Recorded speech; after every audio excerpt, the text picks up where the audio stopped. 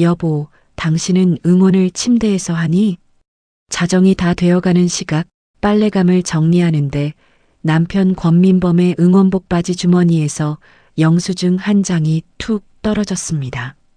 그 영수증에는 시청 앞 술집도 사우나도 아닌 강남 5성급 호텔 이름이 또렷이 찍혀 있었습니다. 새벽 1시 45분. 남편이 광화문 전광판 앞이라며 인증 사진을 보내온 바로 그 시각이었습니다. 룸서비스에는 와인 한 병과 디저트 2개. 그리고 잠든 남편의 입에서는 제가 모르는 여자의 이름이 흘러나왔습니다. 미진아, 조금만 더 자자. 그 순간 저는 알았습니다. 월드컵 응원이라는 말 뒤에 숨어있던 더러운 밤이 무엇이었는지. 다음 날 아침 남편은 아무 일 없다는 듯 콩나물국을 찾으며 웃었습니다. 저도 웃으며 국을 끓였습니다. 하지만 제 손에는 이미 그 남자의 인생을 끝낼 영수증 한 장이 쥐어져 있었습니다. 이야기 시작 전 저희 채널을 구독해 주시면 오늘 하루 큰 행운이 가득하시길 빌겠습니다. 오늘의 사연 시작합니다. 새벽 2시가 다 되어가는 시간, 거실 바닥에 쪼그려 앉은 저는 빨래 바구니 안에서 권민범이 벗어 던진 붉은 악마 응원복 바지를 꺼내 들었습니다. 땀 냄새와 술 냄새가 뒤엉켜 코끝을 찌르는 그 바지 주머니를 뒤집자 빳빳하게 접힌 영수증 한 장이 마룻바닥에 툭 떨어졌어요. 별 생각 없이 손을 뻗어 종이를 펼친 순간 저는 그 자리에서 호흡이 턱 막힌 채 굳어버렸습니다. 종이 위에 또렷이 찍힌 상호는 분명히 강남 외곽에 자리한 5성급 호텔이었고 결제 시각은 그저께 밤 새벽 1시 45분이라고 인쇄되어 있었어요.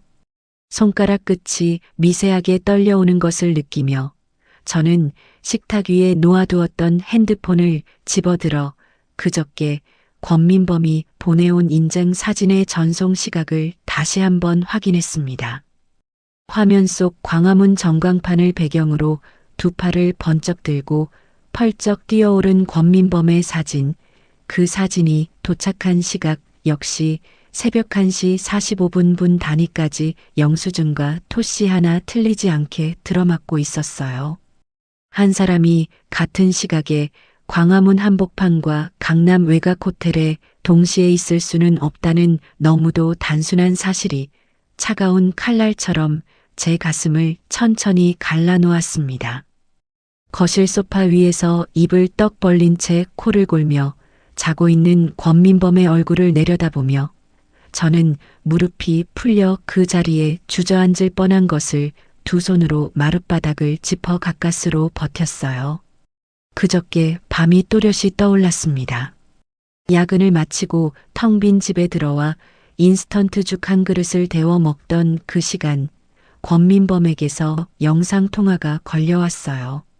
여보, 이거 봐. 전광판 보이지? 나 진짜 시청 앞이야. 사람 장난 아니야. 권민범의 목소리는 응원가와 함성 소리에 묻혀 거의 들리지도 않았고 화면 속에는 거대한 전광판과 사람들의 뒤통수만 흔들리며 잡혔습니다. 저는 식탁에 핸드폰을 세워두고 죽을 한 숟갈씩 떠먹으며 흐릿하게 웃어 보였어요. 잘 안 보여. 사람들 뒤통수만 보이네. 그냥 응원 잘하고 조심히 들어와. 아, 못 믿겠어? 내가 사진 한 장 보내줄게. 인증샷 찍어서 바로 보낼 테니까 봐. 회사 부장님도 있고 동료들도 다 같이 왔어. 나 혼자 온 거 아니야. 내가 언제 못 믿는다고 했어. 춥겠다. 옷 잘 챙겨 입고. 에이, 우리 마누라 왜 이렇게 걱정이 많아? 당신이 챙겨준 응원복 입었잖아. 나 아주 든든해. 끝나고 사람들하고 한 잔 더 하고 사우나 가서 눈 좀 붙이고 들어갈게. 먼저 자. 그렇게 통화를 끊고 잠시 후 광화문 전광판 앞에서 두 팔을 번쩍 든 권민범의 사진 한 장이 도착했고 저는 별 의심도 없이 하트 이모티콘 하나를 찍어보낸 뒤 그대로 잠이 들었어요. 그날 밤 권민범은 광화문에 없었던 겁니다. 응원가도 함성 소리도 동료들의 목소리라며 어렴풋이 들리던 그 모든 배경음이 어쩌면 호텔방 안에서 틀어놓은 중계방송 소리였을지도 모른다는 생각이 머릿속을 스치자 저는 입을 틀어막고 헛구역질을 했습니다. 거실 벽시계가 새벽 2시 정각을 알리며 작게 종을 울렸어요. 저는 영수증을 손바닥 위에 가만히 올려둔 채 결혼 5년이 종이쪽 한 장으로 압축되는 광경을 멍하니 바라보고 있었습니다. 전세 대출 3억 원, 매달 어김없이 빠져나가는 원리금, 점심값 6,000원짜리 김밥으로 때우며 차곡차곡 모아둔 적금 통장, 주말마다 제 발로 자처해서 나간 특근, 그리고 이번 달부터 또 50만 원이나 올린 시어머니 용돈까지. 머리가 핑 도는 와중에 소파 쪽에서 권민범이 잠꼬대처럼 입맛을 다시며 몸을 뒤척였고 저는 그 소리에 화들짝 어깨가 솟구쳤다가 다시 천천히 내려앉았어요. 응. 미진아. 가까이 와. 춥다니까. 좀만 더 자자. 흐릿하게 흘러나온 그 잠꼬대 한마디가 마치 망치로 제 뒤통수를 후려치는 것만 같았습니다. 미진. 저는 그 이름을 입속에서 한번 굴려보았다가 입술 안쪽을 어금니로 꽉 깨물고 입 밖으로 새어나오려는 신음을 삼켰어요. 권민범의 같은 부서에 작년부터 들어왔다는 30살짜리 부서원, 회사 워크숍 단체 사진에서 권민범 옆에 바짝 붙어 환하게 웃고 있던 그 얼굴이 차례차례 떠올랐습니다. 지난 봄 회식 자리에서 권민범이 슬쩍 흘렸던 말도 함께 떠올랐어요. 여보, 우리 부서에 김미진이라고 새로 들어왔는데 말이야. 어찌나 일을 야무지게 하는지 몰라. 요즘 젊은 애들 같지 않더라니까. 막내 동생 같아서 내가 좀 챙겨줘야 할 것 같아. 그때 저는 권민범의 잔에 소주를 따라주며 그저 흐뭇하게 웃었습니다. 여보가 챙겨주면 그 친구도 든든하겠다. 부서장이 신경 써주는 거랑 안 써주는 거랑은 천지 차이지. 그렇지? 역시 우리 여보가 말이 통해. 괜히 이상하게 생각하지 마. 회사 일은 회사 일이야. 내가 누구 남편인데. 지금 와서 곱씹어 보니 그날 권민범의 입꼬리에 걸려있던 옅은 미소가 단순한 흐뭇함이 아니었다는 사실을 저는 그제야 뒤늦게 깨달았어요. 자리에서 천천히 일어난 저는 식탁 위에 놓인 권민범의 핸드폰을 슬그머니 집어들었습니다. 평소 같으면 절대 손도 대지 않을 물건이었지만 오늘 밤만큼은 제 손이 이상하리만치 차분하더군요.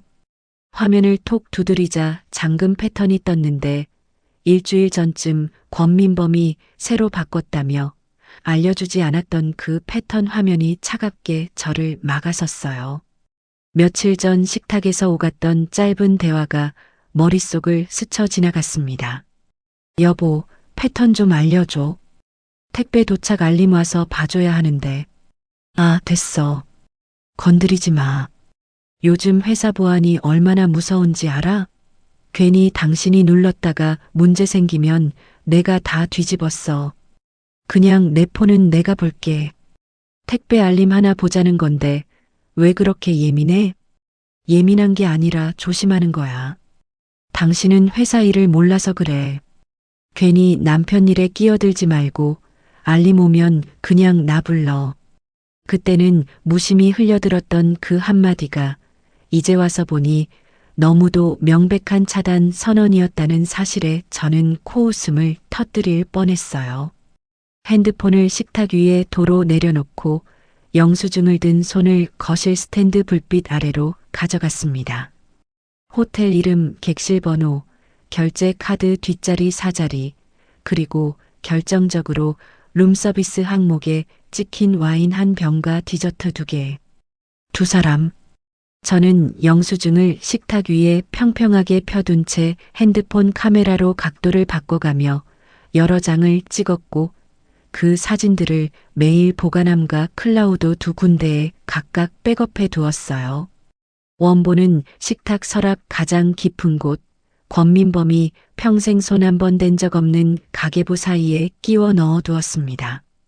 권민범이 입었던 응원복 바지는 처음 발견했을 때와 똑같은 모양으로 다시 빨래 바구니에 던져둔 뒤 저는 안방으로 들어가 침대 가장자리에 걸터 앉았어요.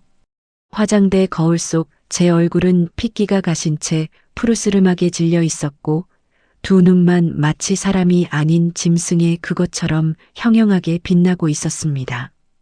뺨을 타고 흘러내리려는 눈물을 손등으로 거칠게 닦아내며 저는 입술을 깨물고 거울 속 저 자신에게 또박또박 말했어요. 장세희, 정신 차려. 지금 울면 평생 호구로 산다. 울 시간 있으면 증거부터 잡아. 저 남자, 이제 내 남편 아니야.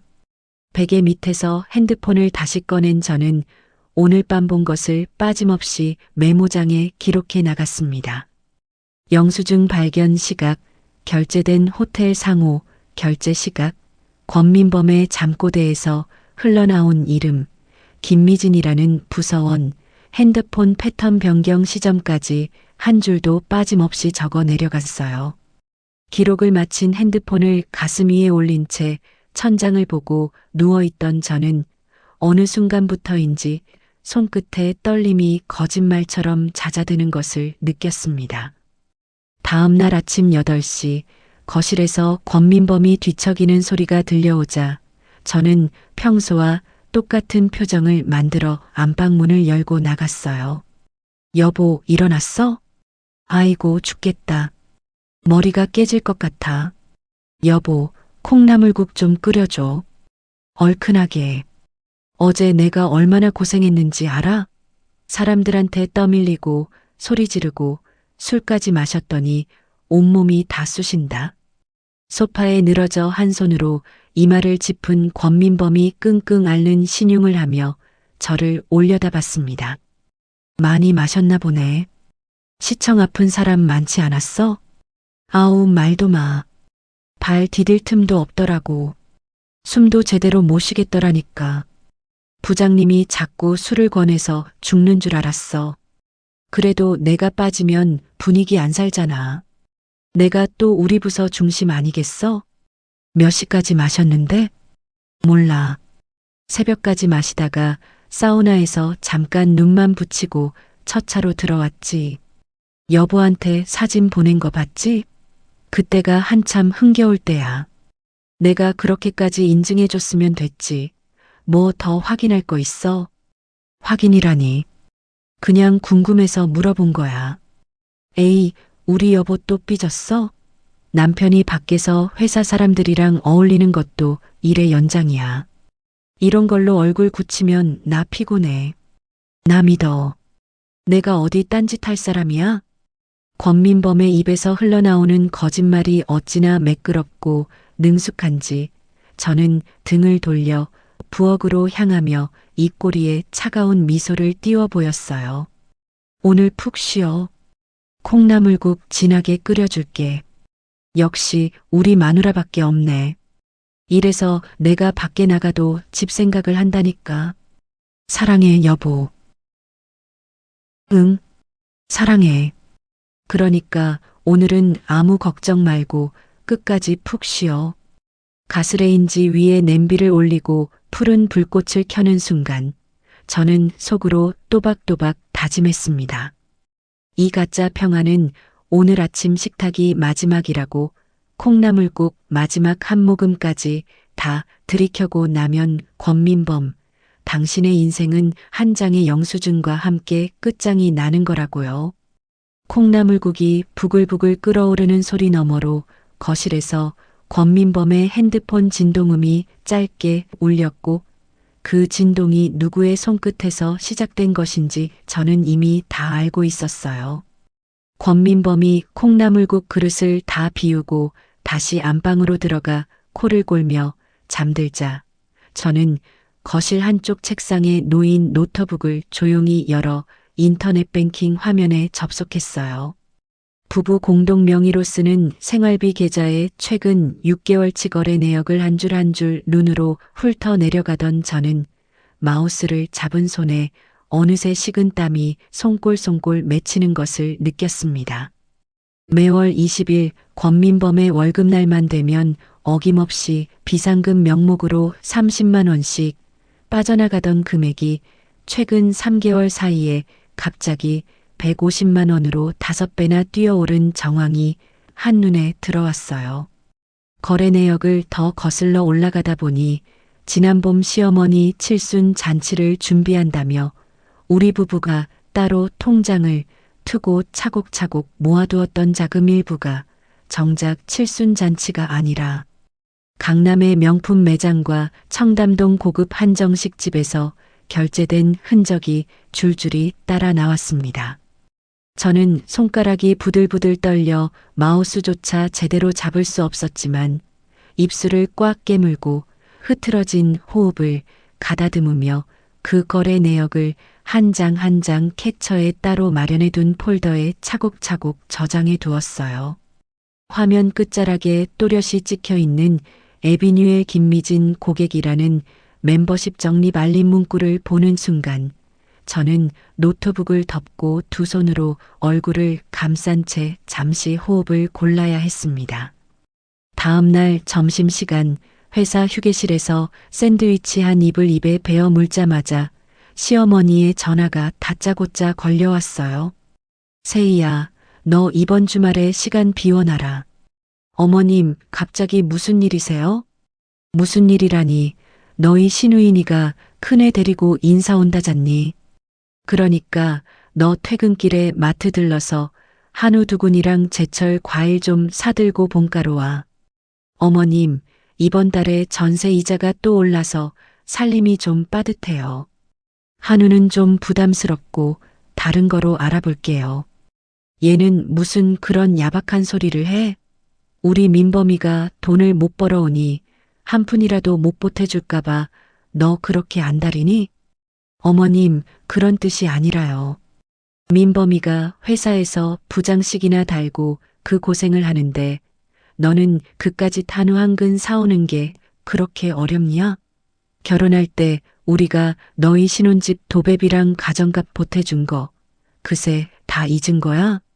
어머님, 그건 어머님이 사주신다고 해서 받았던 거잖아요.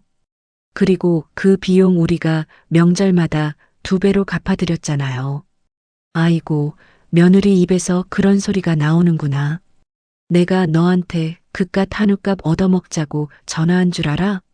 우리 시누이 보기 부끄러워서 그러는 거지. 어머님, 또박또박 따지는 거 보면 친정에서 어떻게 가르쳤는지 다 보인다, 보여. 어쨌든 주말에 한우랑 과일 사들고 와. 안 오면 내가 직접 너희 집까지 찾아가서 행패라도 부려야 정신을 차릴 거니? 뚝 하고 일방적으로 끊긴 통화 너머로 휴게실 창밖에 한낮 햇살이 빗두름이 들어오자 저는 한 손에 핸드폰을 든 채 멍하니 그 뒷줄기를 들여다보고 있었어요. 권민범이 야금야금 빼돌리던 그 돈, 시어머니가 끝도 없이 청구하던 한우값과 과일가, 그리고 그 모든 청구서 사이에서 입 한 번 제대로 떼지 못한 채 묵묵히 카드를 긁어왔던 지난 5년의 무게가 한꺼번에 가슴에 짓눌러 오더군요. 휴게실 정수기 앞에서 종이컵에 물을 받아 한 모금 들이켜며 저는 거울 같은 유리창에 비친 제 얼굴을 가만히 들여다봤습니다.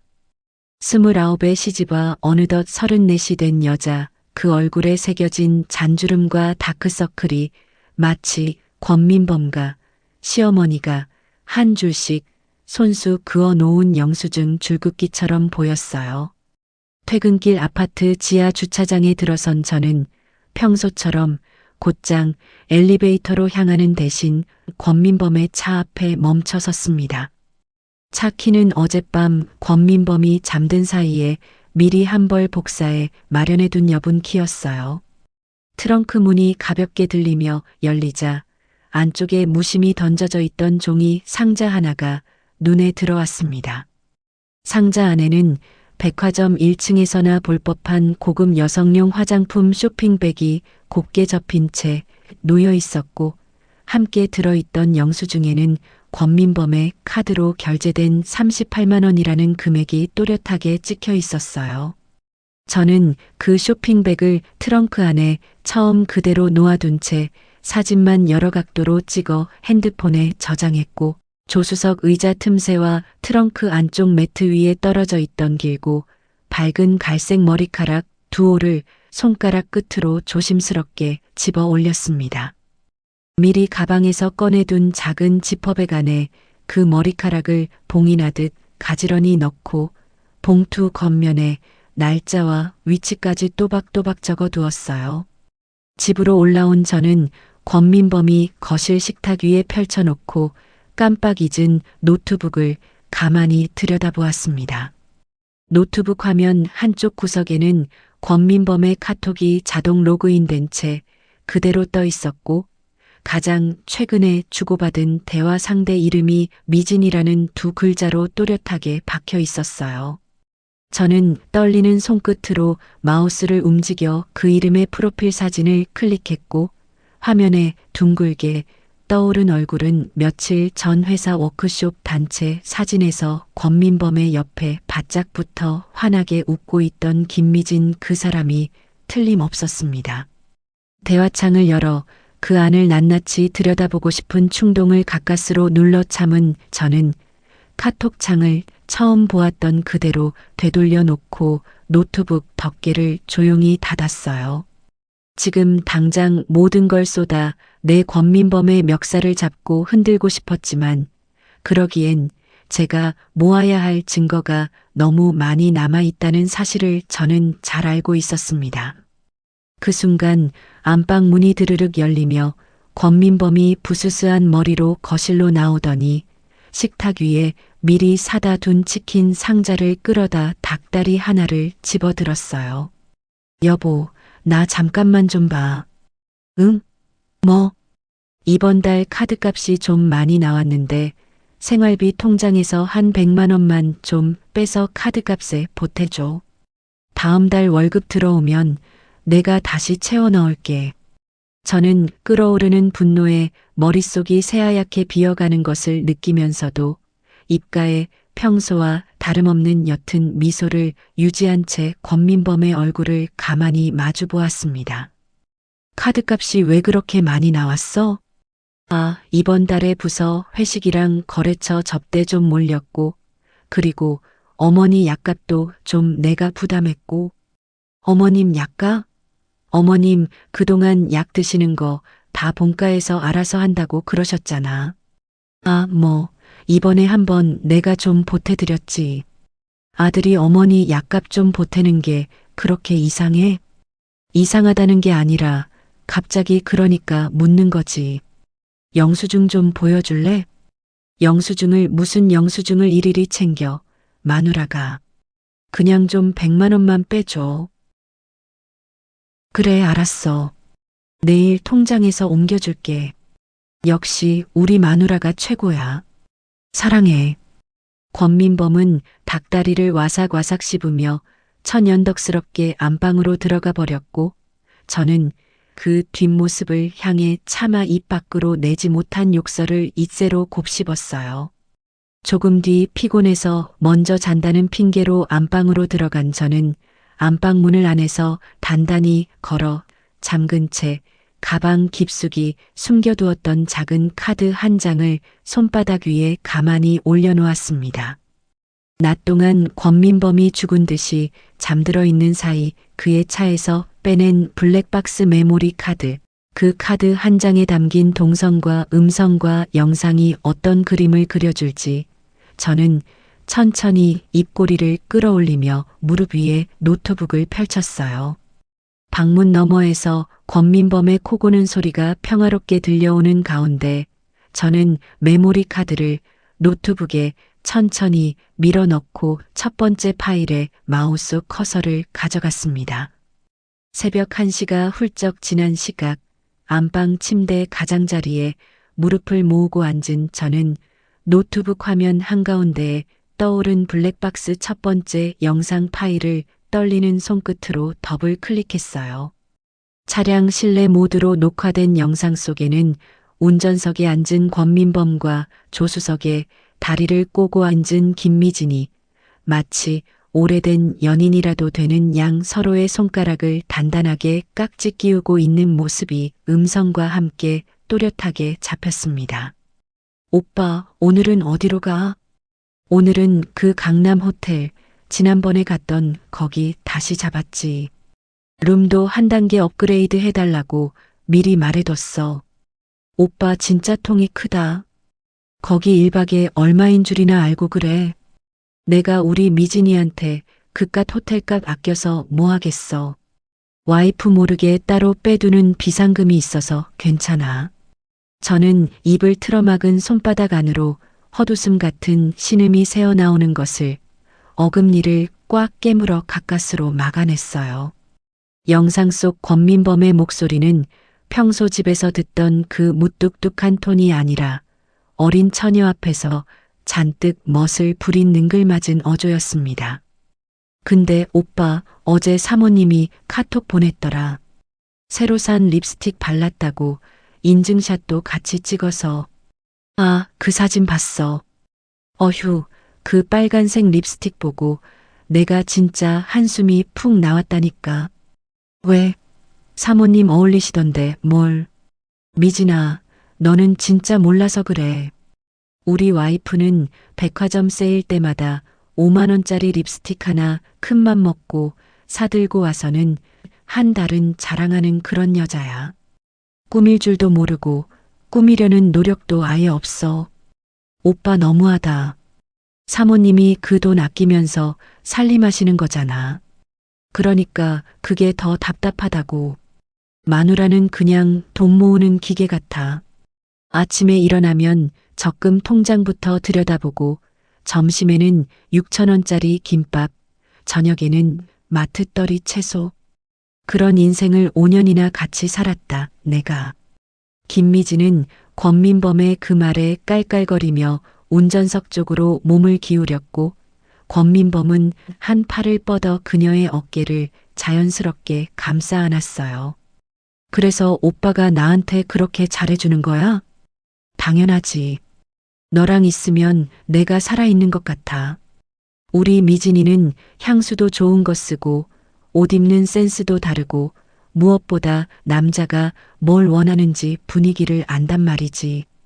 영상 속 권민범이 김미진의 머리카락에 코를 묻으며 그렇게 속삭이는 장면에서 저는 노트북 화면을 정지시키고 양손으로 입을 막은 채 침대 시트에 얼굴을 묻었습니다.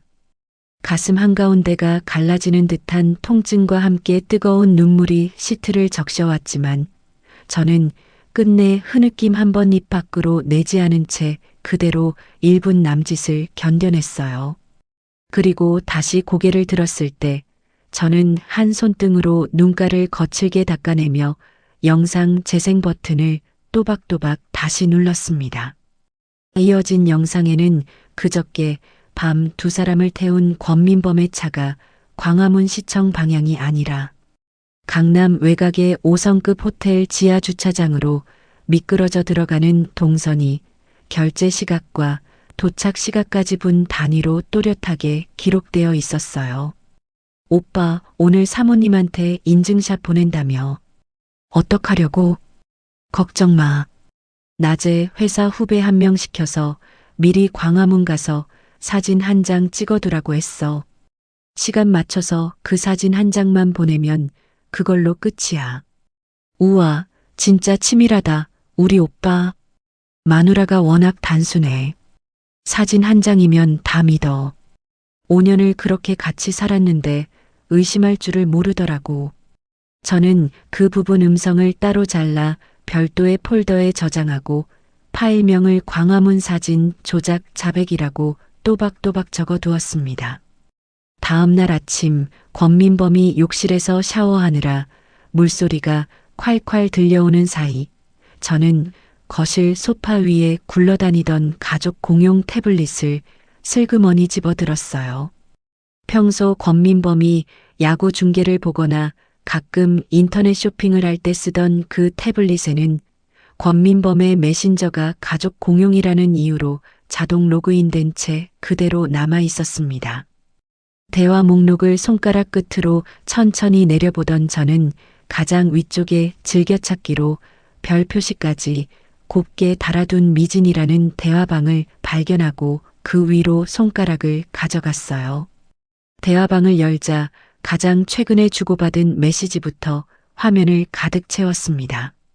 오빠 어제 체코전 역전골 들어가는 그 순간에 침대에서 나 꼭 껴안아 준 거 진짜 최고였어. 나도 진짜 좋았지. 마누라는 평생 가도 그런 짜릿한 거 절대 모를걸. 그저께 사진만 보고 좋다고 하트 보내고 있더라. 오빠 사모님 너무 불쌍하다. 그렇게 모르고 살게 두는 거 죄책감 안 들어? 죄책감? 죄책감이 들 사람이라면 너랑 이렇게 마주 앉아 있겠어? 마누라는 마누라대로 자기 인생 잘 살고 있어. 적금이랑 살림이 마누라 낙이잖아. 하긴 그래서 내가 오빠한테 더 끌리는 건가 봐. 우리 미진이 오빠가 다음 경기 때도 같은 호텔 또 잡아놨어. 빨간 머리띠 새로 하나 사줄까? 너한테 잘 어울릴 것 같은데. 오빠 진짜 센스 있어. 그런데 응원복은 안 사줘도 돼. 그건 시청 앞 아저씨들이나 입는 거잖아. 대화창을 더 거슬러 올라가자 권민범이 김미진에게 사준 명품 가방 사진과 청담동 한정식집 영수장 사진이 줄지어 박혀 있었어요. 오빠 가방 너무 예뻐. 진짜 이걸 나한테 사주는 거야? 마누라가 이번 달 적금 한 푼이라도 더 넣겠다고 김밥으로 점심 때우고 있을 때 우리 미진이는 이 가방 들고 오빠랑 한정식 먹는 거지. 인생이 다 그런 거야. 오빠는 진짜 너무 못됐어. 그런데 그래서 더 좋아. 미진아, 어머니 칠순 잔치 비용에서 좀 더 빼서 다음번에 너 시계도 하나 봐줄게. 진짜? 오빠 어머님한테 미안하지 않아? 어머니가 그 돈 어디 쓰는지 알게 뭐야. 어차피 며느리한테 또 우려내면 되는데. 저는 태블릿을 두 손으로 꽉 움켜쥔 채 한참을 그 화면을 들여다보다가 평소 제가 자주 쓰던 클라우드 보관함을 열어 한 장 한 장 차근차근 캡처해 올리기 시작했습니다. 블랙박스 동선 영상, 호텔 결제 영수증, 차 안 음성 녹음 파일, 메신저, 대화 캡처본, 그리고 칠순 자금 유용거래 내역까지 한데 묶어 장세히 보관용이라는 폴더 안에 차곡차곡 정리해 두었어요. 마지막 파일을 업로드 완료한 그 순간 저는 의자에 등을 깊이 묻은 채 천장을 한번 올려다보며 길게 숨을 내쉬었고 흘러내리려는 마지막 눈물 한 방울을 손등으로 거칠게 훑어냈습니다. 장세희, 오늘부터는 단 한 방울도 더 안 흘려. 거울이 아닌 천장을 향해 그렇게 또박또박 내뱉은 저는 화장대 위에 놓아두었던 그 빨간 립스틱을 집어들어 거울 앞에서 입술에 천천히 발랐어요. 권민범이 그렇게 촌스럽다고 비웃었던 그 색깔이 거울 속에서는 활활 타오르는 작은 불꽃처럼 또렷하고 단단해 보였습니다. 샤워를 마치고 욕실 문을 열고 나온 권민범이 수건으로 머리를 털어가며 거실 쪽을 흘끔거리며 물었어요. 여보, 내 응원복 어디 갔어? 빨래 바구니에 있었던 것 같은데. 아, 그거 어제 보니까 땀 냄새가 너무 심해서 동네 세탁소에 드라이클리닝 맡겼어. 드라이? 그냥 빨면 되는 거 아니야? 비싸게 무슨 드라이까지 해. 여보가 회사 회식이며 응원이며 다 입고 다닌 옷인데 깨끗하게 좀 입고 다녀야지. 다음 주말에 찾으러 가면 돼. 그래. 알았어. 권민범이 잠깐 흠칫하며 빨래 바구니 쪽을 흘깃 곁눈질하더니 이내 아무 의심도 없이 안방으로 들어가는 뒷모습을 바라보며 저는 입꼬리에 차가운 미소를 옅게 떠올렸습니다. 응원복 바지에서 나온 영수증 원본은 이미 가계부 깊숙한 곳에 따로 빼두었기에 옷가지 자체에는 한 줌의 미련도 남아있지 않았어요. 거실 식탁에 다시 자리를 잡고 앉은 저는 핸드폰을 들어 평소 한 번도 검색해 보지 않았던 단어 하나를 검색창에 또박또박 입력해 보았습니다. 이혼 전문 변호사. 화면 가득 떠오른 사무실 목록 위로 손가락 끝이 가만히 닿는 순간 결혼 5년 동안 한 번도 느껴보지 못했던 묘한 평온함이 가슴 한가운데를 따뜻하게 채워오고 있었어요. 며칠 뒤 권민범이 퇴근하자마자 안방으로 들어가 옷장 깊숙한 곳에서 새로 산 셔츠를 꺼내 들어 다림질을 시작하자 저는 부엌 싱크대 앞에 서서 그 모습을 곁눈으로 가만히 지켜보고 있었어요. 평소 같으면 와이셔츠 한 장도 제 손으로 만질 일이 없던 권민범이 콧노래까지 흥얼거리며 다림질을 하는 모습이 마치 사춘기 소년이 첫 데이트를 앞두고 거울 앞을 들락거리는 모양새와 다를 게 없었습니다. 여보, 무슨 좋은 일 있어? 콧노래까지 다 부르고. 아, 내일 저녁에 부서 사람들이랑 호프집에서 단체 응원하기로 했거든. 부장 체면이라는 게 있어서 그래도 좀 차려입어야지. 그 호프집이 어딘데? 강남역 쪽에 큰 데 잡았어. 부장이라고 또 내가 일찍 가서 자리 잡아야 돼. 좀 늦을 거니까 먼저 자. 무슨 단체 응원이 그렇게 자주 있어? 지난번 시청 응원도 며칠 안 됐잖아. 이번이 16강 진출 결정전이라 그런가 봐. 회사 분위기상 안 빠지면 좀 그렇잖아. 권민범은 다리미 위에 셔츠 깃을 꾹꾹 눌러 펴가며 그렇게 천연덕스레 거짓말을 늘어놓더니 화장대 서랍 깊숙한 곳에서 한 번도 본 적 없는 비싼 향수병을 꺼내 양쪽 손목에 한 번씩 곱게 뿌리고 셔츠 안쪽에까지 2번 더 뿌렸어요. 코끝을 스쳐오는 향수 냄새가 평소 권민범에게서 한 번도 맡아본 적이 없는 묵직한 향이라 저는 행주를 꽉 쥔 두 손에 절로 힘이 들어가는 것을 어금니로 꽉 깨물어 가라앉혔습니다. 다음 날 점심시간 저는 회사 옥상 한쪽에 자리를 잡고 앉아 변호사 사무실로 통화 연결 버튼을 눌렀어요. 여보세요, 김 변호사님이시죠? 네, 장세희님 맞으시죠? 통화 가능하실까 해서 기다리고 있었습니다. 오늘 저녁에 제가 직접 현장 사진을 좀 추가로 확보하려고 합니다. 혹시 이런 식의 사진이 증거로 인정되는데 문제가 있을까요? 본인이 직접 공공장소에서 촬영하시는 거라면 문제될 부분은 없습니다. 다만 호텔 객실 안까지 따라 들어가시는 건 절대 안 됩니다. 외부에서 두 사람의 동선만 확보하시면 충분합니다. 네, 잘 알겠습니다. 그리고 이혼 소장이랑 상간녀 손해배상 청구는 증거 정리 끝나는 대로 바로 진행해 주세요. 네, 그렇게 준비해 두겠습니다. 그리고 가압류건도 함께 준비해 두는 게 좋겠습니다. 통화를 마친 저는 옥상 난간을 두 손으로 짚은 채 한참 동안 회색빛 하늘을 올려다보다가 자리로 돌아와 팀장에게 오후 반차를 내겠다고 차분히 말했어요. 오후 4시 반 저는 권민범의 회사 건물에서 한 블록 떨어진 골목 안쪽 노상 주차장에 차를 댄 채 모자를 깊이 눌러쓰고 운전대를 잡았습니다. 룸미러로 권민범의 차가 잘 보이는 각도로 차를 미세하게 틀어두고 조수석에는 미리 사둔 김밥 한 줄과 생수 한 병을 가지런히 올려놓았어요. 저녁 6시 반 회사 건물 정문으로 다른 직원들이 무더기로 빠져나오기 시작하자 저는 모자챙을 한 번 더 눌렀으며 운전석 시트 깊숙이 몸을 묻었습니다.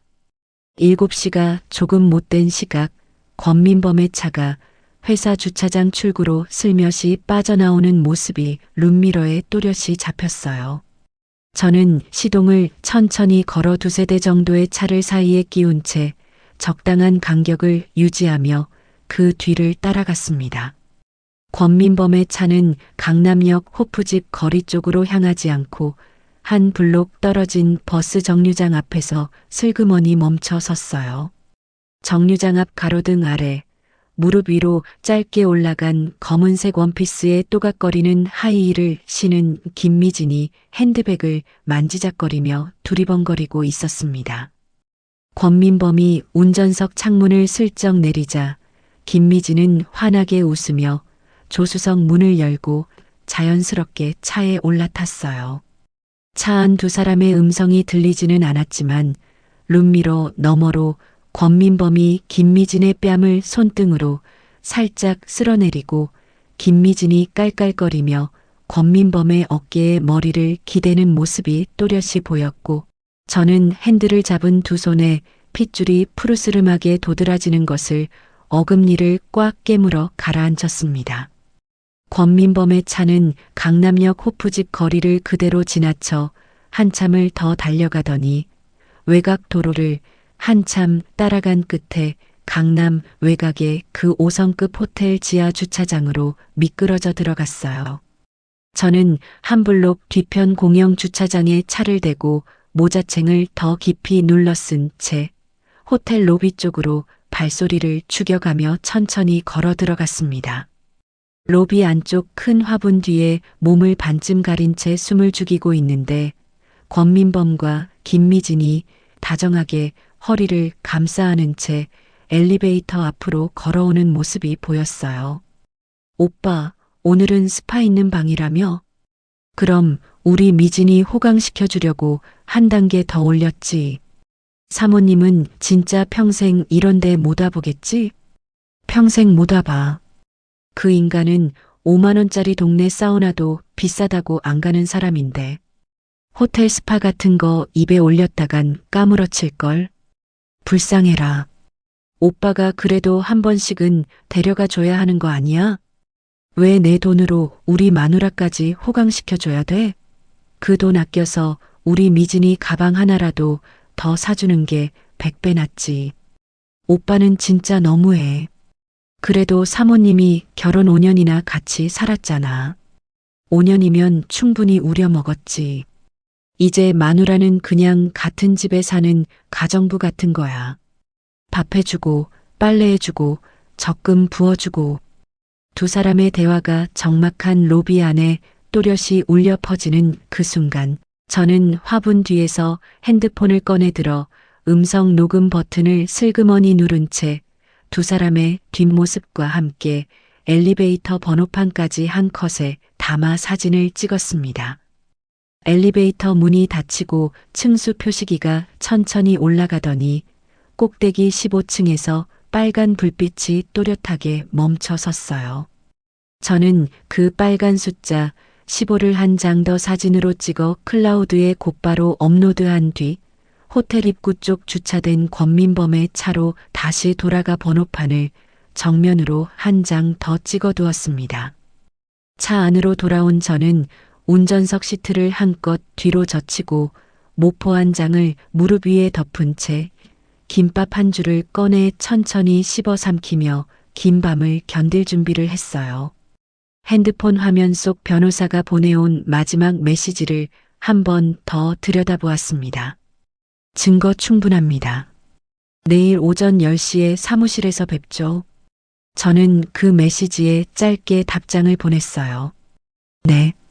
가압류 신청서까지 모두 준비해 주세요. 오전에 호텔 정문 사진까지 한 묶음 더 들고 가겠습니다.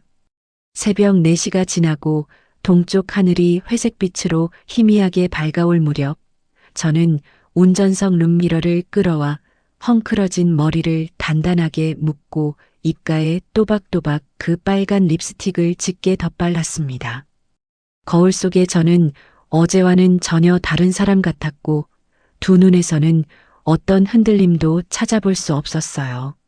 룸미러 너머로 호텔 정문을 다시 한번 확인하며 저는 운전석 시트를 천천히 일으켜 세웠습니다.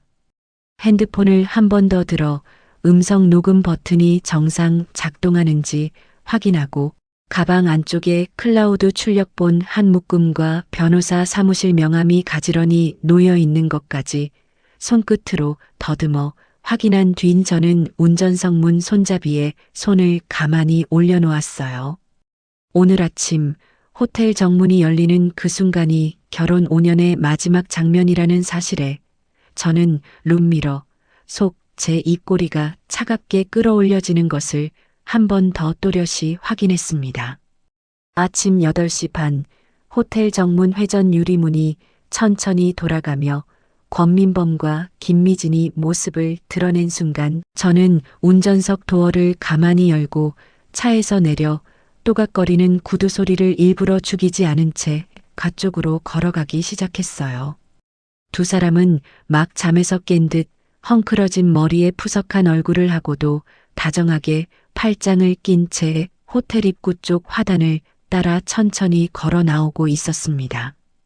김미진은 권민범의 어깨에 살짝 머리를 기대고 까르르 웃었고 권민범은 그 어깨를 토닥거리며 무엇이 그렇게 흐뭇한지 입꼬리를 길게 끌어올린 채 호텔 발레 파킹 직원에게 차 키를 건네받고 있었어요. 저는 정확히 두 사람이 걸어 나오는 동선의 한가운데에 멈춰서서 가방끈을 어깨에 단단하게 고쳐 메었습니다. 권민범의 시선이 처음 저를 알아본 순간 그 얼굴에서 한꺼번에 핏기가 빠져나가며 입이 살짝 벌어졌고 김미진의 어깨를 두르고 있던 손이 마치 뜨거운 것이라도 만진 사람처럼 황급히 떨어져 내렸어요. 여보, 아침부터 얼굴 참 좋아 보이네. 이게 무슨, 어제 호프 집에서 응원한다며. 그 응원 누구랑 침대에서 했어? 제 입에서 흘러나온 그 한 문장에 권민범은 입을 뻐끔거리며 다리를 한 발짝 뒤로 물렸고 옆에 있던 김미진은 그제야 정신을 차린 듯 권민범의 팔을 잡고 흔들며 외쳤습니다. 오빠, 이 사람 누구야? 미진아, 잠깐만 있어봐. 여보, 들었지? 오빠라네. 오빠, 그게 아니라 그게. 어제 거래처 사람들이랑 술을 너무 많이 마셔서 필름이 끊겼는데 후배가 부축해준다고 해서. 후배? 어떤 후배가 같은 호텔 객실에서 같이 자고 같이 걸어 나와? 세희야, 진짜야. 정말 아무 일도 없었어. 그냥 술 깨려고 잠깐 같이 쉰 거야. 권민범의 혀가 자기도 모르게 꼬여 들어가며 변명을 늘어놓는 동안 김미진은 두 팔을 가슴 앞에 단단히 팔짱 끼고 저의 옷차림을 발끝부터 머리끝까지 천천히 훑어보았어요. 오래된 베이지색 정장 재킷, 무릎 아래로 내려오는 회색 치마, 굽 낮은 검정 구두, 그리고 어깨에 맨 출근용 가방. 김미진은 코끝으로 역게 웃음을 흘리더니 권민범의 팔을 슬쩍 끌어당기며 입을 열었습니다. 사모님, 평일 아침부터 여기까지 미행하시느라 고생 많으시네요. 그런데 그렇게 입고 다니시니까 남편 마음이 떠나죠. 그 정장 도대체 몇 년째 입으시는 거예요? 뭐라고? 돈 버는 기계 노릇 해주실 거면 적당히만 하시지. 옷도 좀 사입고 화장도 좀 하시고 그래야 남편이 안 도망가죠. 이제 와서 알아봤자 무슨 소용이세요. 촌스러운 아줌마가. 미진아, 너 잠깐만 그만. 왜? 어차피 다 들킨 거 솔직하게 말해. 사모님, 오빠는 진작에 사모님한테 정 떨어졌어요. 촌스러운 아줌마랑 사는 거 너무 답답하다고 매일같이 저한테 하소연했어요. 김미진의 그 입에서 촌스러운 아줌마라는 5글자가 또박또박 한 번 더 흘러나오는 순간 저는 가방을 어깨에서 미끄러뜨려 한 손으로 받쳐들고 다른 한 손을 머리 위로 천천히 끌어올렸어요. 짝! 손바닥이 김미진의 한쪽 뺨을 정통으로 후려치는 둔탁한 소리가 호텔 정문 앞 적막한 아침 공기를 갈라놓았습니다. 김미진은 비틀거리며 한 발 뒤로 물러섰고 한쪽 뺨을 손바닥으로 감싸쥔 채 입꼬리를 부들부들 떨며 저를 노려보았어요. 이 여자가 미쳤나, 진짜. 입 다물어. 한 번 더 그 입 놀리면 다음은 따기로 안 끝나. 저의 그 한마디에 김미진은 더는 대꾸하지 못하고 두 손으로 얼굴을 감싼 채 호텔 입구 화단 모서리에 비틀비틀 주저앉아 버렸어요. 저는 가방 안에서 핸드폰을 꺼내 들었고 권민범이 그제야 저의 팔을 황급히 붙들며 비명에 가까운 목소리로 외쳤습니다.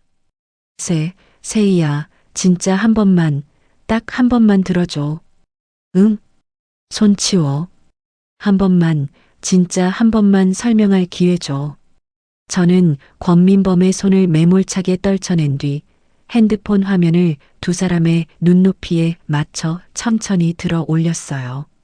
첫 번째 화면에는 그저께 새벽 1시 45분에 결제된 호텔 영수증 사진이 또렷이 떠 있었고 그 영수증의 시각과 권민범이 광화문 인증샷을 보낸 시각이 분 단위까지 정확히 일치한다는 사실을 보여주는 비교 캡처가 함께 떠 있었습니다. 권민범의 양다리가 그 자리에서 휘청거리며 한 발짝 옆으로 비틀거렸어요. 저는 손가락 끝으로 화면을 한 번 더 넘겼습니다. 두 번째 화면에서는 블랙박스 영상이 재생되며 권민범이 김미진의 어깨를 감싸 안고 마누라는 그냥 돈 모으는 기계 같아라고 또박또박 비웃는 음성이 호텔 정문 앞적막한 공기 속에 또렷하게 울려 퍼졌어요.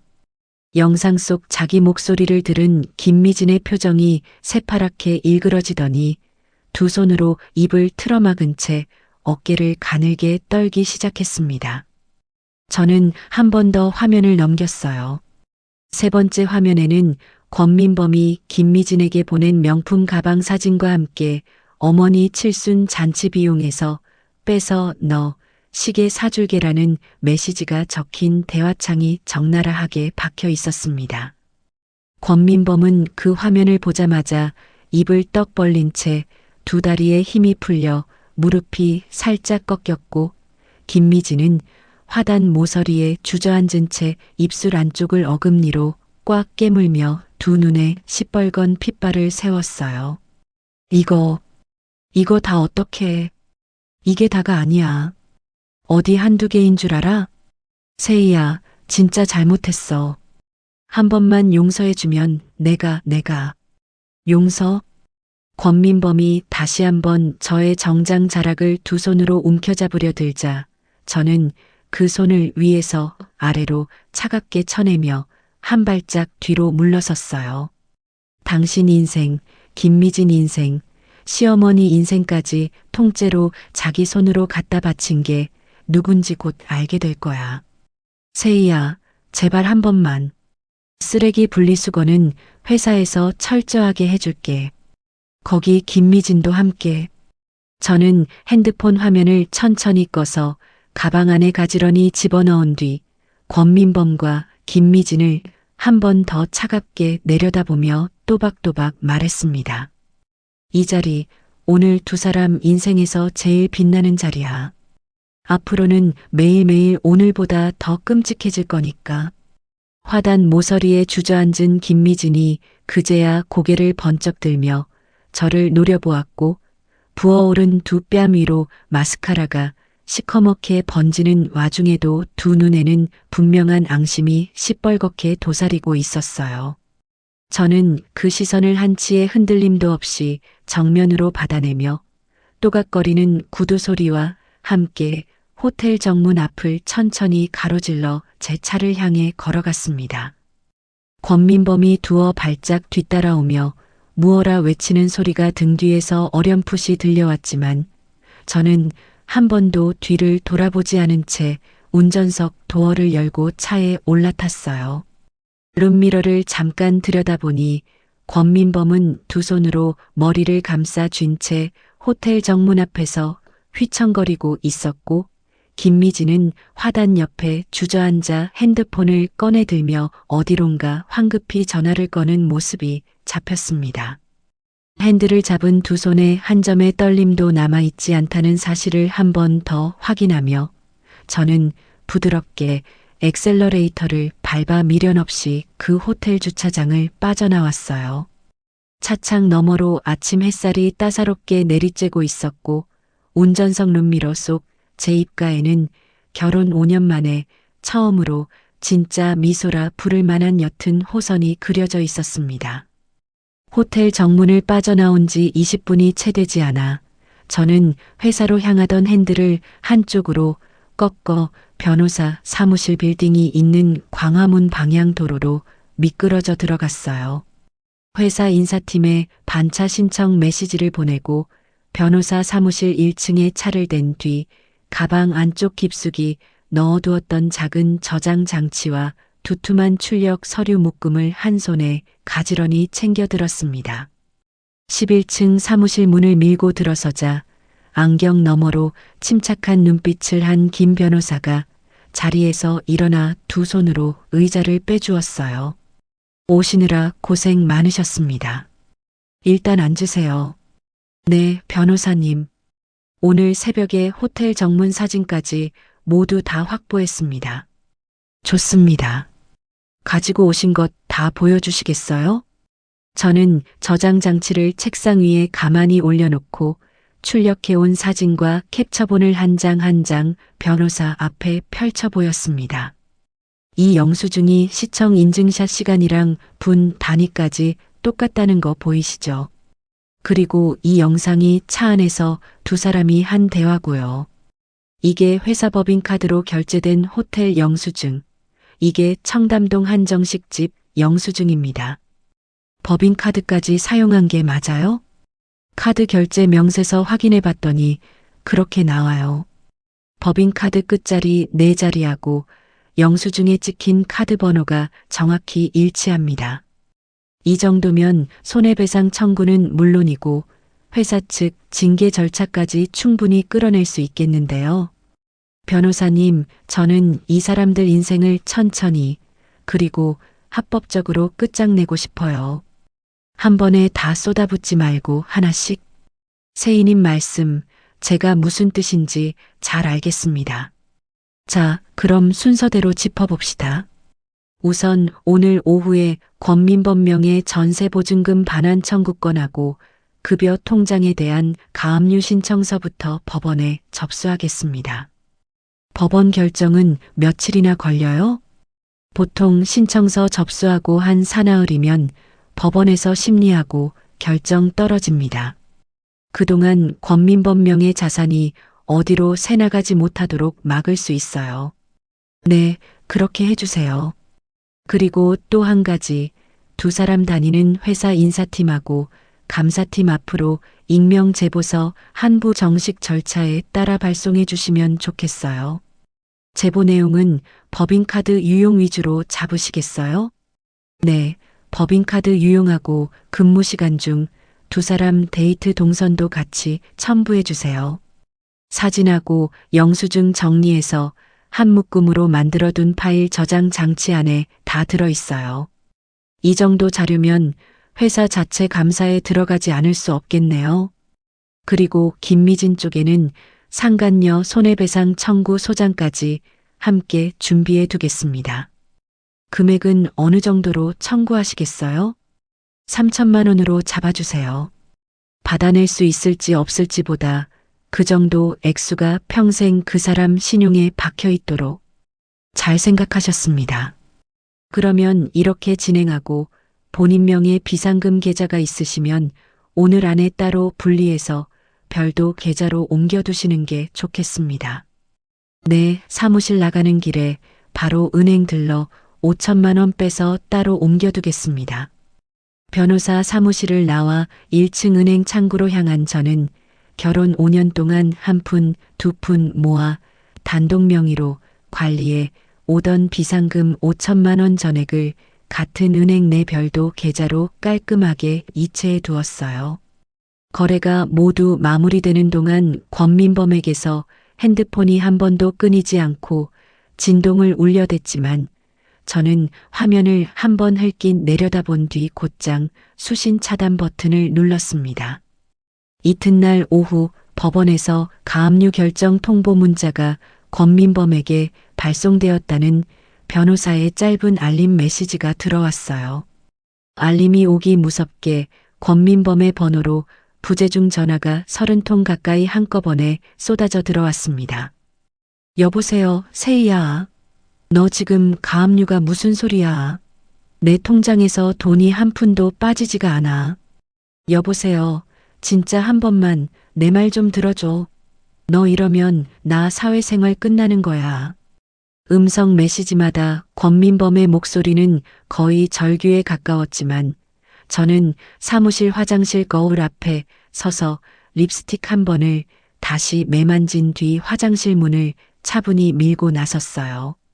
자리에 돌아와 책상 위에 핸드폰을 엎어놓고 모니터에 시선을 고정한 채 업무를 이어가는데 잠시 후 모르는 번호로 길고 긴 문자 한 통이 도착했습니다. 사모님, 저 김미진이에요. 어제 그 일 제가 진단서 다 떼놨어요. 명예훼손에 폭행까지 2가지 다 맞고서 들어갈 거예요. 그쪽 회사에도 다 알릴 거니까 각오하세요. 저는 그 문자를 본 즉시 캡처를 떠 변호사에게 전송했고 답장은 1분도 채 걸리지 않고 곧장 도착했어요. 진단서 떼셨다는 부분은 협박 메시지로 간주됩니다. 폭행 부분은 2사람 사이 일방적 도발이 선행되었다는 점, 호텔 앞 다른 손님 증언과 차량 블랙박스 음성으로 충분히 정상 참작이 가능합니다.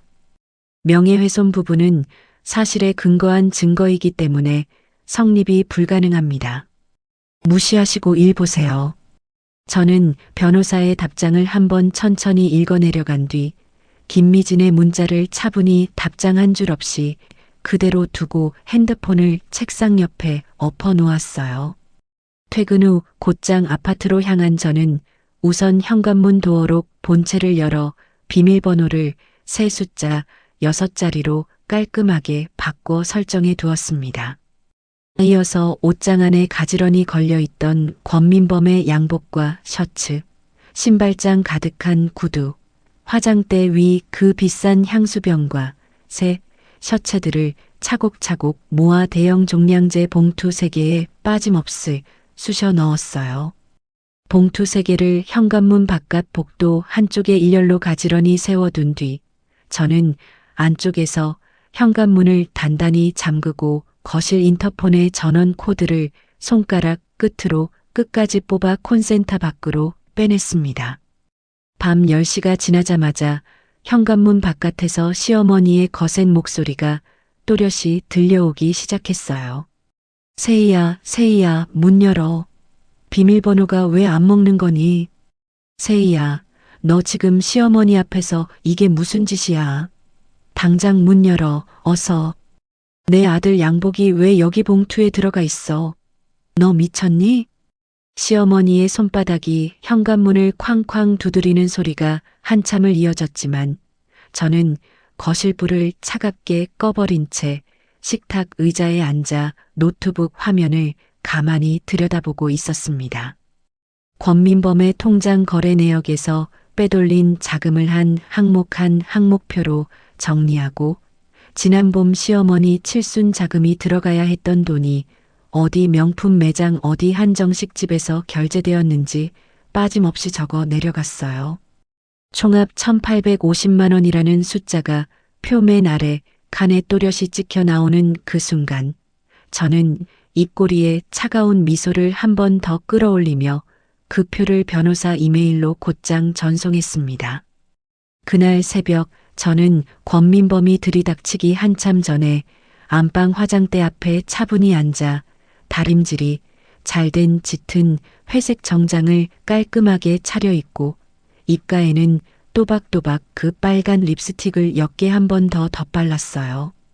거울 속 제 얼굴은 어느 때보다 또렷한 윤곽으로 빛나고 있었고 어깨에는 한 점의 흔들림도 남아있지 않았습니다. 채비를 마친 저는 가방을 어깨에 단단히 고쳐 매고 아직 어둑한 복도를 지나 조용히 집을 나섰어요. 엘리베이터를 타고 1층 로비로 내려가 지하 주차장에 세워둔 차에 올라타며 저는 룸미러 속 제 입가에 어느 때보다 또렷한 미소가 한번 그려지는 것을 가만히 들여다보았습니다. 그로부터 1시간쯤 지났을까 변호사 사무실로 향하는 차 안에서 권민범의 번호로 부재중 전화가 다시 쏟아지기 시작했어요. 나중에 관리실에서 전해 듣기. 권민범은 무거운 짐 가방을 양손에 든 채 현관 앞에 서서 바뀐 줄도 모르고 옛 비밀번호를 몇 번이고 눌러댔다고 해요. 도어록이 짧게 거부음을 토해낼 때마다 그의 얼굴은 점점 새파랗게 질려갔고 끝내 열리지 않는 현관문을 발로 쾅쾅 차며 복도가 떠나가라 소리를 질렀다고 합니다. 세희야, 세희야, 문 좀 열어봐. 한 번만, 진짜 한 번만 들어줘. 그렇게 한참을 매달리다 결국 두 손으로 머리를 감싸쥔 채 그 자리에 주저앉아 버렸다더군요. 하지만 그가 텅 빈 현관문 앞에서 아무리 흐느낀들 그 집 안에는 그를 맞아줄 사람도 그 외침을 들어줄 사람도 더 이상 남아있지 않았어요.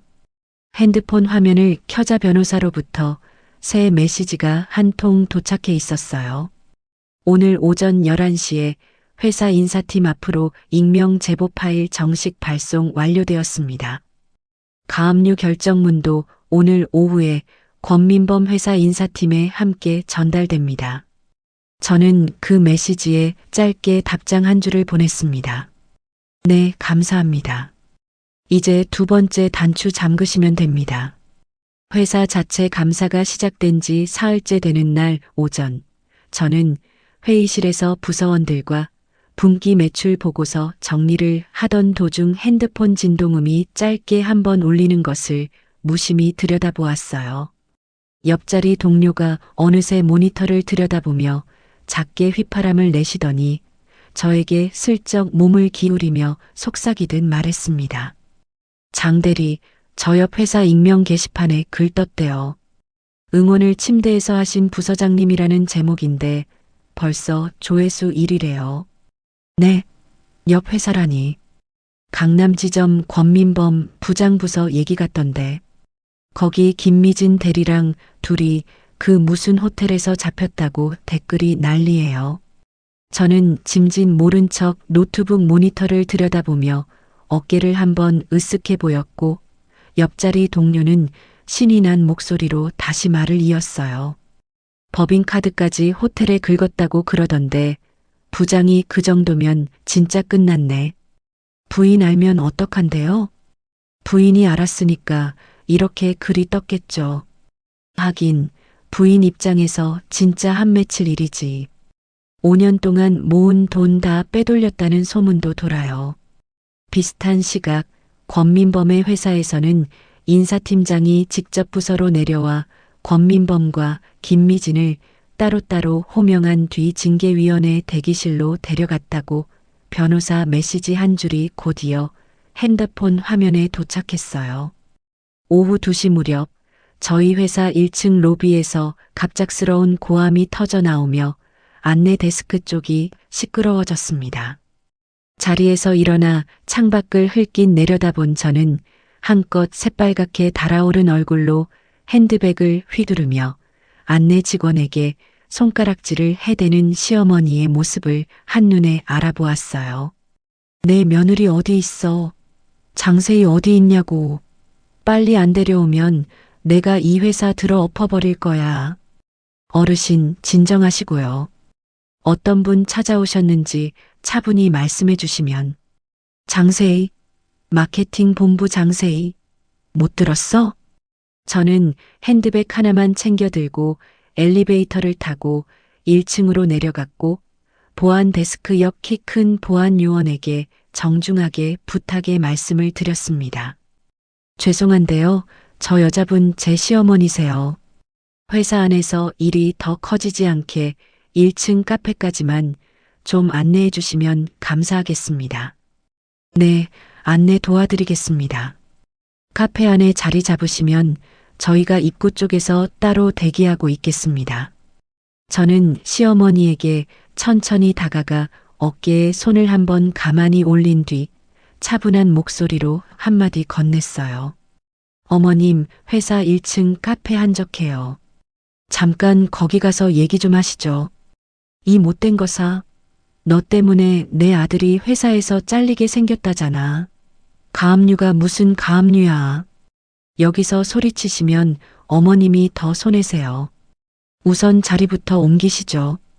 시어머니는 씩씩거리며 핸드백을 가슴 앞에 끌어안은 채 저를 따라 카페 안쪽 구석 자리로 발걸음을 옮겼고 보안 요원 두 사람이 카페 입구 쪽에 가만히 자리를 잡고 섰습니다. 자리에 마주 앉아 시어머니는 두 손바닥으로 테이블을 쾅 내려치며 다시 한번 목청을 높였어요. 너 이년아, 우리 민범이가 회사에서 잘리면 네가 다 책임질 거야? 우리 민범이 인생 망가지는 거 너 두 눈으로 보고 싶어서 그래. 어머님, 그러기 전에 한 가지만 보시고 가세요. 보긴 뭘 봐. 내 아들 인생 망쳐놓고 무슨 낯짝으로 또. 저는 핸드백 안에서 태블릿을 천천히 꺼내들어 테이블 위에 가만히 올려놓고 미리 띄워둔 메신저, 대화 캡처를 손끝으로 또박또박 짚어 시어머니 앞으로 화면을 돌려놓았습니다. 화면 속 권민범의 카톡 글자가 또렷하게 박혀 있었어요. 미진아, 어머니 칠순 잔치 비용에서 좀 더 빼서 다음번에 너 시계도 하나 봐줄게. 진짜? 오빠 어머님한테 미안하지 않아? 어머니가 그 돈 어디 쓰는지 알게 뭐야. 어차피 며느리한테 또 우려내면 되는데. 오빠 진짜 너무하다. 마누라가 적금에 미쳐 있어서 한번 흔들어 놓으면 한참은 또 일에다 갖다 바칠 거야. 어머니도 마찬가지지. 노인네가 뭘 알겠어. 그 돈 누가 가지고 갔는지도 모르고 다음에 또 보태라고 닥달이나 하실걸. 태블릿 화면에 또렷이 박힌 권민범의 그 능글맞은 글귀를 한자 읽어 내려가던 시어머니의 얼굴에서 한순간에 핏기가 가시며 두 입술이 가늘게 떨려오기 시작했어요. 이게 무슨 소리야? 누가 쓴 거야 이거? 어머님, 아들이 쓴 거예요. 우리 민범이가 그럴 리가. 그 돈 어머님 칠순 잔치 비용으로 우리 부부가 따로 모아두었던 돈이에요. 권민범이 그걸 빼내서 그 김미진이라는 아가씨 명품 가방 사주고 청담동 한정식 사 먹이고 시계까지 사줬어요. 그럴 리가 없어. 우리 민범이가 그럴 애가 아니야. 믿기 싫으시면 한 번 더 읽어보세요. 저는 대화창을 처음으로 올려 같은 부분을 다시 짚어드렸고 시어머니는 두 손으로 입을 틀어막은 채 어깨를 들썩이며 의자 등받이에 풀썩 몸을 기대버렸어요. 이게 진짜 우리 민범이가 쓴 거야? 정말 우리 민범이가 한 말이야? 네. 어머님, 며느리 5년이나 했는데 제가 이런 거짓말을 만들어 와서 뭘 하겠어요. 아이고, 우리 민범이가 어떻게 이럴 수가. 시어머니의 떨리는 손이 테이블 위에 놓인 태블릿 화면을 더듬더듬 짚었고 두 눈에서는 그제야 굵은 눈물 한 방울이 또르르 흘러내려 손등 위에 떨어졌습니다. 저는 핸드백 안쪽에서 변호사가 미리 출력해준 위자료 청구 소장사본 한 부를 꺼내 시어머니 앞에 가지런히 내려놓았어요. 어머님, 이게 권민범한테 보낼 이혼 소장이고요. 안쪽에 재산분할 내역도 함께 들어있어요. 저랑 권민범 사이에 결혼 5년 동안 모인 자산 절반은 제가 합법적으로 가지고 나갈 거예요. 이혼이라니. 이제 권민범은 어머님 아들이에요. 어머님 아들이 어머님한테 진 빚, 저랑은 더 이상 상관없어요. 세희야, 정말 한 번만 우리 민범이 좀 봐주면 안 되겠니? 어미가 무릎이라도 꿇으마. 어머님, 제가 결혼하고 5년 동안 어머님 용돈 한 번 빼먹은 적 없어요. 한우값 청구하시면 한우값 보냈고, 칠순 잔치 비용 모으자고 하셨을 때도 제가 야근 수당까지 다 보탰어요. 그런데 정작 그 돈이 어디로 갔는지 어머님 한번 들여다보신 적 있으세요? 그건 내가 정말 몰랐다, 정말. 이제부터는 어머님이 직접 알아보시면 돼요. 권민범이 한직 권민범한테 받아내시고 어머님 노후는 어머님 아들이 평생 갚도록 해주세요. 저는 자리에서 천천히 일어나 핸드백을 어깨에 가지런히 다시 메고 의자에 풀썩 주저앉아 흐느끼는 시어머니를 한번 가만히 내려다보았어요. 어머님 손주 보고 싶다고 매년 명절마다 그러셨잖아요. 그 손주 안 낳기를 제가 진짜 잘했어요. 그 한마디를 마지막으로 카페 문을 밀고 나서며 저는 입구에 서 있던 보안 요원에게 짧게 고개를 숙여 감사 인사를 전했습니다. 엘리베이터를 타고 사무실 층으로 올라가는 동안 핸드폰 화면에는 모르는 번호로 김미진의 문자가 한 통, 두 통, 세 통, 끝없이 쏟아져 들어오기 시작했어요. 사모님, 한 번만 만나주세요. 진짜 한 번만요. 제가 직접 사과드릴게요. 사모님, 저 회사에서도 잘리게 생겼어요. 진짜 그러려고 한 건 아니에요. 한 번만요. 한 번만 자리 마련해 주시면 무릎이라도 꿇겠습니다. 사모님, 3천만 원이 무슨 돈이에요? 제가 그 돈 어떻게 마련해요? 제발 한 번만 봐주세요. 저는 50통 가까이 쌓인 문자들을 무표정하게 한번 훑어내려간 뒤 곧장 변호사에게 짧은 메시지 한 줄을 보냈습니다. 변호사님, 김미진 회사 대표이사 앞으로 내용 증명 정식 발송해 주세요. 김미진 실명하고 부서명까지 전부 명시해서요. 답장은 1분도 채 걸리지 않고 도착했어요. 네, 오늘 중으로 발송 완료하겠습니다. 김미진 측 합의 시도는 어떻게 할까요? 무시하세요. 합의는 없어요. 핸드폰을 가방 안에 가지런히 집어넣고 사무실 문을 밀고 들어서는 그 순간 저는 오늘 하루 끊임없이 흔들리며 떨어져 내리던 모든 도미노 조각들이 마침내 마지막 한 줄을 향해 일제히 기울어 가는 소리를 등 뒤로 가만히 들었습니다. 호텔 정문 앞에서 두 사람을 처음 마주한 그 아침으로부터 꼭 한 달이 지난 평일 오전, 저는 사무실 책상 앞에서 변호사로부터 걸려온 한 통의 전화를 받고 있었어요. 세희님, 어제 권민범 회사 징계위원회에서 최종 결정 떨어졌습니다. 어떻게 됐어요? 법인카드 유용 1,850만 원, 사내 풍기 문란 2가지 사유로 권민범과 김미진 두 사람 다 해고 통보받았습니다. 회사 측에서 권민범한테는 부당이득 반환 청구도 따로 진행 중이고요. 김미진 쪽은요? 상간녀 소송도 어제 1심 판결 났습니다. 3천만 원 위자료 전액 인용됐고 김미진 쪽 변호사가 상소 의지도 없다고 통보해 왔어요.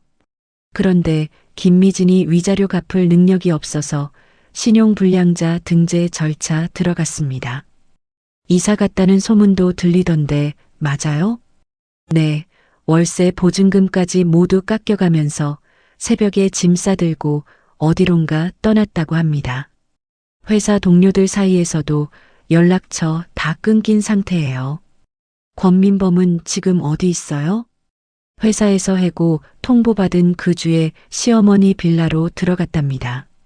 가압류 걸린 전세보증금 반환 청구권은 재산 분할에 그대로 잡혀 있어서 한 푼도 본인 쪽으로 돌아가지 않을 거예요. 매일 술에 절어 산다고 동네 슈퍼주인 입에서 그 얘기까지 다 나오고 있다네요. 네, 알겠습니다. 가정법원 조정실 약속이 다음 주 수요일 맞죠? 네, 오전 10시 반입니다. 권민범 측에서도 변호사 선임해서 출석한다고 답변 왔어요. 조정실 약속을 잡은 그날 오후 저는 자리에서 일어나 휴게실 정수기 옆 창가에 한참을 서서 회색빛 도시의 풍경을 가만히 내려다보고 있었습니다. 다음 주 수요일 아침 가정법원 조정실 문을 열고 들어선 저는 미리 준비해 둔 짙은 회색 정장 차림으로 테이블 한쪽에 차분히 자리를 잡았어요.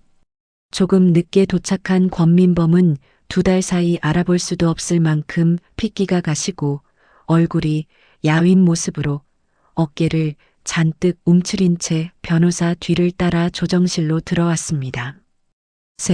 세희야, 한 번만 마지막으로 얼굴 좀. 권민범, 조정실에서는 이름만 부르시죠. 세희야, 진짜 마지막이야. 한 번만 마음 돌려보면 안 되겠어? 응? 권민범 측 변호사님, 의뢰인 진정시켜주세요. 저는 조정위원 앞에 변호사가 정리해둔 재산분할 합의서를 가지런히 펼쳐놓았고 권민범의 두 손이 그 합의서 모서리를 움켜잡은 채 가늘게 떨려오기 시작했어요.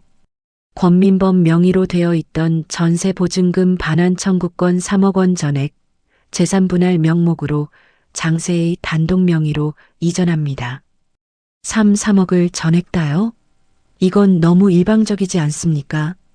의뢰인이 결혼 5년간 빼돌린 자금 1,850만 원, 시어머님 칠순 자금 유용 부분, 그리고 법인카드 부당 사용액 일부가 모두 재산분할 산정에 반영된 결과입니다. 조정위원이 두 변호사 사이를 차분히 중재하며 합의 내용을 한 줄 한 줄 읽어내려가는 동안 저는 권민범의 얼굴을 단 한 번도 마주보지 않은 채 정면의 벽시계만 가만히 응시했습니다. 장세희님, 합의 내용에 동의하시는 거 맞으시죠? 네, 동의합니다. 권민범님, 본인도 동의하십니까? 네, 동의합니다.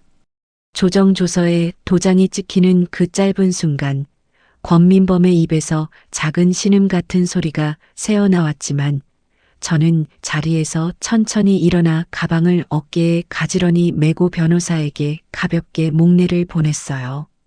조정실 문을 밀고 복도로 나서는 그 등 뒤에서 권민범이 마지막으로 부르는 목소리가 어렴풋이 들려왔습니다.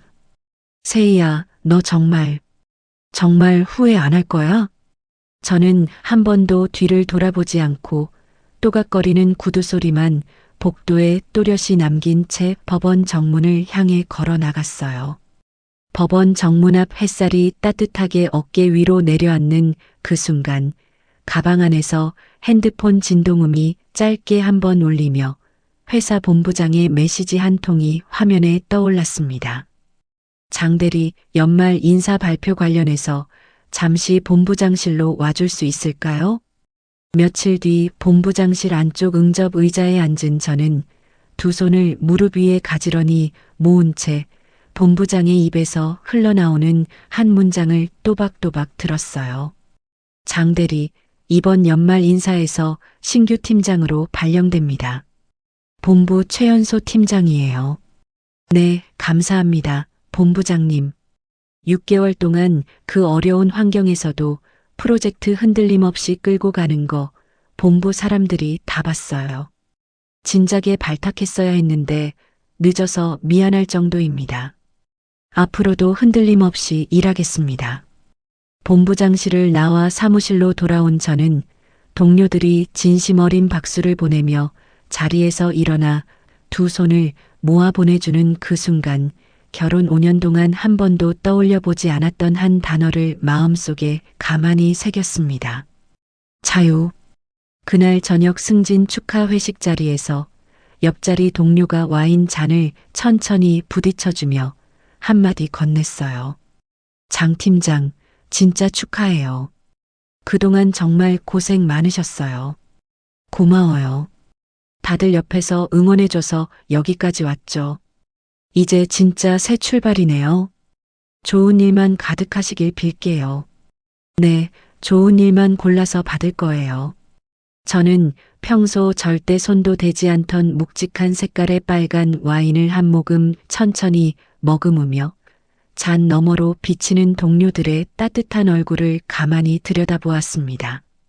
권민범이 보내왔던 그 어떤 거짓 인증샷보다 환하고 또렷한 미소가 거울이 아닌 사람들의 눈동자에 비쳐 돌아오는 그날 밤이었어요. 주말 오후 저는 새로 도배한 아파트 거실 한가운데 서서 권민범의 흔적이 한 점도 남지 않은 공간을 천천히 한 바퀴 둘러보았습니다. 식탁 자리에는 새로 산 원목 테이블이 놓여 있었고 안방 침대도 헌 가구를 모두 처분한 뒤 옅은 베이지색 새 침대로 한가운데 가지런히 들어와 있었어요. 베란다 한쪽에는 새벽 2시 그날 영수증을 발견했던 그 낡은 세탁기 자리에 깔끔한 최신형 세탁기가 한 대 새로 자리를 잡고 있었습니다. 저는 세탁기 위에 한 손을 가만히 올려놓고 새벽 2시 빨래 바구니 앞에 쪼그려 앉아 손끝이 떨려 오던 한 달 전에 저 자신에게 마음속으로 작은 한마디를 건넸어요. 장세희 잘 견뎠다. 진짜 잘 견뎠어. 거실 한쪽 새로 들여놓은 작은 와인 진열장에서 짙은 색와인 한 병을 천천히 꺼내 들고 통유리창 너머로 따스한 오후 햇살이 비스듬히 비쳐 들어오는 거실 한가운데 자리에 자리를 잡았습니다. 투명한 와인 잔에 짙은 와인이 천천히 채워지는 동안 핸드폰 화면에는 변호사가 마지막으로 보내온 한 줄짜리 메시지가 떠올라 있었어요. 세희님, 권민범 명의 모든 절차 종결되었습니다. 재산 분할 3억 원 전액 세희님 단독 명의 계좌로 입금 완료 확인했습니다. 그동안 정말 고생 많으셨습니다. 저는 그 메시지에 짧게 답장 한 줄을 보냈습니다. 네, 변호사님. 정말 감사했습니다. 이제 진짜 제 인생 시작합니다. 핸드폰을 테이블 위에 가지런히 내려놓고 저는 와인 잔을 천천히 들어 올려 통유리창 너머로 비쳐 들어오는 햇살에 한번 가만히 비춰보았어요. 투명한 잔 속에서 짙은 와인이 햇살을 받아 마치 작은 불꽃 한 송이처럼 또렷하게 일렁였고 그 안에 비친 제 얼굴은 결혼 5년 동안 어디서도 본 적 없는 단단하고 환한 윤곽으로 빛나고 있었습니다. 장세희, 진짜 수고했다. 저는 거울이 아닌 와인 잔을 향해 그 한마디를 작게 또박또박 내뱉은 뒤 잔을 입가로 천천히 가져가 한 모금을 깊이 머금었어요. 따스한 오후 햇살이 거실 마룻바닥에 길게 늘어진 그 순간 저는 5년 만에 처음으로 누구의 인증샷도 누구의 청구서도 누구의 거짓말도 끼어들지 않은 한 사람만의 온전한 오후를 두 손에 가만히 쥐어보았습니다. 거실 한쪽 베란다, 창 너머로 한 무리의 바람이 부드럽게 불어와 새로 갈아 끼운 흰 커튼, 자락을 살랑살랑 흔들었고 저는 와인 잔을 한 번 더 천천히 들어 올려 그 보이지 않는 누군가의 어깨 너머에 작은 축배를 보냈어요. 5년 동안 묵묵히 견디며 한 푼 한 푼 모아왔던 그 시간들과 새벽 2시 영수증 한 장 앞에서 무너지지 않고 다시 일어섰던 그 손끝의 떨림에게 그리고 마침내 한 점의 흔들림도 없이 이 거실 한가운데 자리를 잡고 앉은 지금 이 순간의 저 자신에게요. 햇살이 점점 더 길어지며 오후가 깊어가는 사이 저는 와인 잔을 한 손에 가만히 든 채 거실 한쪽 가지런히 정리해 둔 새 책상 위로 시선을 가만히 옮겼습니다. 책상 위 작은 액자 안에는 결혼 사진이 들어있던 자리에 어제 회사에서 받은 신규 팀장 임명장 한 장이 곱게 놓여 있었어요.